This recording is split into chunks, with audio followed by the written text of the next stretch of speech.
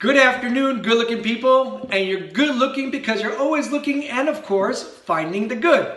How was your Yontif? How was your Shabbos? I hope it went well. Hope you had a really nice Shavuos. I hope everybody is safe today. Today we're going to do the Hayom Yom for the second day of Shavuos, which was the seventh day of Sivan.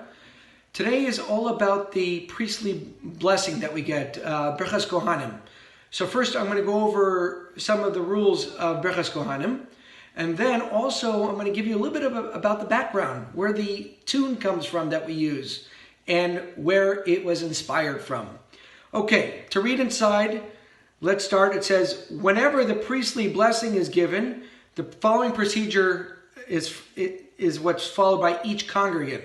So when the Kohanim say the words, Yivarechecha, the recipient of the blessing should face forward. So under your talis, we're all under our talis with our children, if we have our children with us. And when we're facing the Kohen, when they say the first word, Yivarechecha, we face forward. When they say the word Hashem, then we turn to our right, slightly to the right of the Kohen. So if the Kohen was looking at us, we would be on his left side. Then when it goes to the word V'yishmerecha, then you face forward. So essentially it's center, right, then center again. And then at Ya'er, you go to the left. And so on and so forth, that you follow this pattern of center, right, center, left, etc. Until by the time you get to the word Shalom, then you're facing the Kohen straight on. Now, in the middle of Brachas Kohanim, we start on the last few words, we say Ribbon Shalom, which will be found in your siddur. So the prayer of Ribbon Shalom is only said while the Kohanim sing. When they recite the words of the blessings, you should actually listen. So you should try to say those words as quickly as you can, but when the Kohanim are actually saying the word of the bracha, you should actually be quiet and listen to them. And when they sing the melody that introduces to the last word, which is V'yasem, the congregation recites the words from Ribbon Shalom until Hatzadik. And while they say the melody for Lecha, the congregation recites the words from Re'im until Elisha. And when the Kohanim get to Shalom, the congregation recites the words from Ukashem until L'Taiva, and they take a pause at L'Taiva. And while they say Shalom, the congregation recites the following words, Vishmareni, Usachaneni, V'Sertzeni.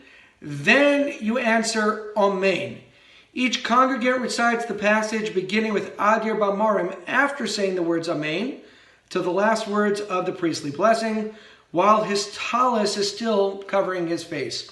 So I know there's a lot in there, there's a lot of rules, but essentially, to just sum up, when we're underneath our talis, you're going to change your direction to the Kohen to center, right, center, left, and back and forth until Shalom. Then we're going to say the words leading up to the brachas of Ribbon Shalom. And very important that we don't say anything while the Kohanim are actually saying the blessing, only while they are singing. Okay, a little bit of background here. So the tune that we use for Brachas Kohanim in the Chabad shuls was actually composed by the Mittler Rebbe. And it was actually inspired by a dream by Yecheskel about the Merkava, which was the celestial chariot. And what's very interesting is the reason why that's all brought up on Shavuos is because we actually, on the first day of Shavuos, read the Haftorah of Yecheskel that relates to this.